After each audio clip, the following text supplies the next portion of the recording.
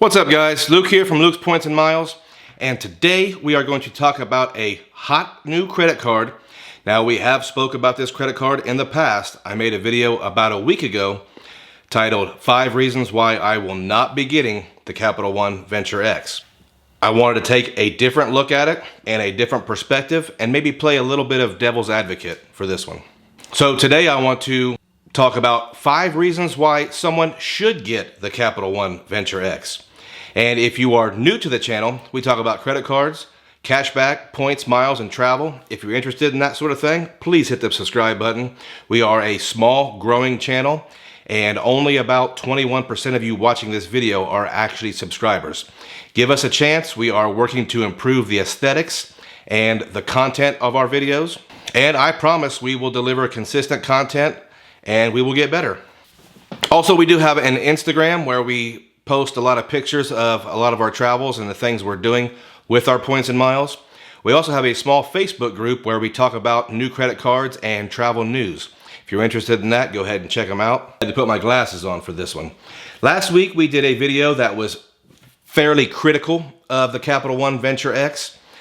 We did notice there was a lot of hype and a lot of positive reviews, and not very many people were critical of some of the shortcomings of the card. But I think it's a good card, and it's a great card for some people, and I want to talk about 5 reasons why someone should get this card. Now, number 1, this is an obvious one for me. I think it has a great bonus, and I'll explain. The card has a 100,000 mile bonus. A lot of people didn't like the $10,000 minimum spend, but that's over 6 months. I think that's completely doable, and I think it's reasonable. The card also has a $200 vacation rental credit. To me, that really puts this bonus over the top and makes it very valuable. I think some people commented for $10,000 you could get a couple different, maybe 3 credit card bonuses. But I don't think that's the audience Capital One is looking for, the bonus hunters and the 25 card holder customers. Number 2 is something that I did not mention in the 5 reasons I won't be getting it. Capital One has transferable partners now, and most of these partners are a 1-to-1 ratio, meaning if you transfer 10,000 Capital One miles, you will get 10,000 miles from your transfer partner. I think they have a lot of really good transfer partners. I'll give you a couple examples. I think those of you that are looking for a domestic carrier, most of us can't go wrong with British Airways. You can transfer those to British Airways Avios points and then use those Avios points to fly American Airlines domestically. Obviously, American Airlines is the largest domestic airline. You can get quite a bit of opportunity to fly domestically on your British Airlines Avios points. Another transfer partner I think is a great value is Turkish Airlines Miles and Smiles. If you are not familiar with their deals to Hawaii from the continental United States, please check it out. It's one of the best kept secrets in the game, and it's not really a secret anymore, but it is one of the best redemptions in the game. Also, for international travel, I have seen a lot of great redemptions on Air Canada and their partners, especially to Europe. So I think at the end of the day, 100,000 bonus miles can go a long way for your travel plans when transferred out to partners. Number 3, the third reason why someone should get this card, I think they did a really good job with the yearly incentives. The $300 travel credit inside the portal, I think is okay. I think it makes it a very reasonable annual fee for a travel card and for a card with transferable partners. Because some of these travel cards, US Bank, they don't have transferable partners. And also Capital One, after your anniversary, is going to give you 10,000 miles. Now, if you're scoring at home, the $300 a year credit plus the 10,000 miles in year 2 is pretty much going to cancel out that annual fee. So if you are traveling and you are using this card, I think you are definitely going to get some value out of it. Number 4, bonus categories.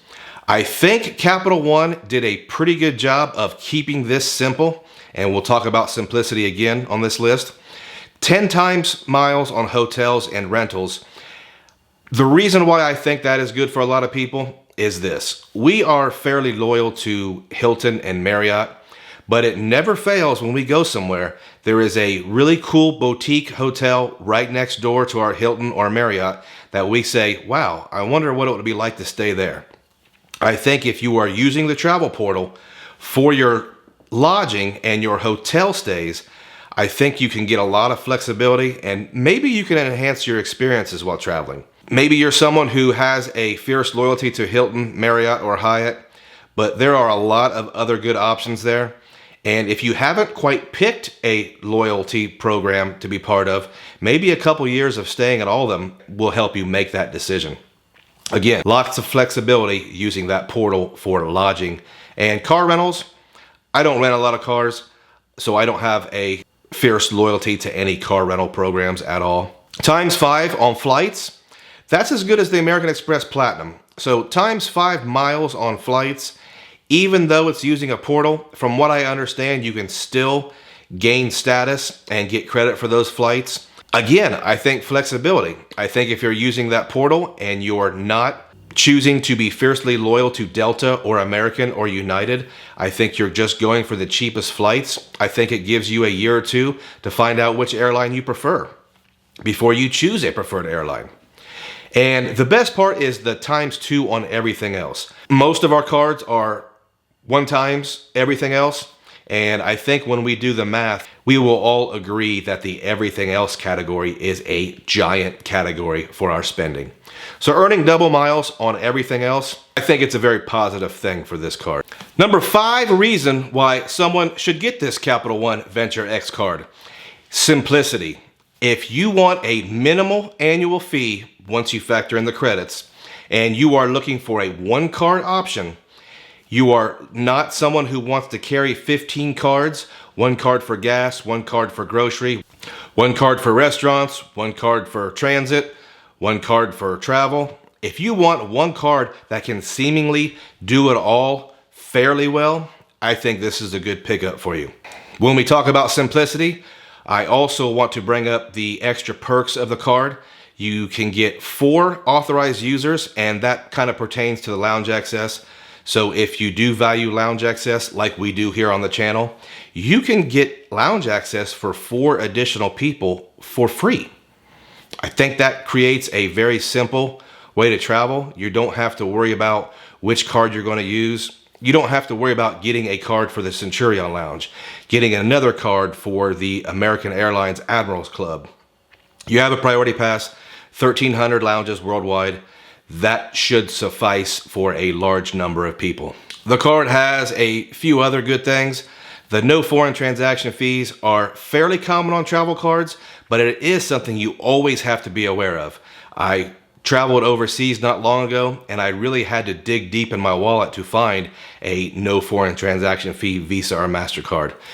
And I did need one. I needed a MasterCard to eat at a couple places that would not accept American Express.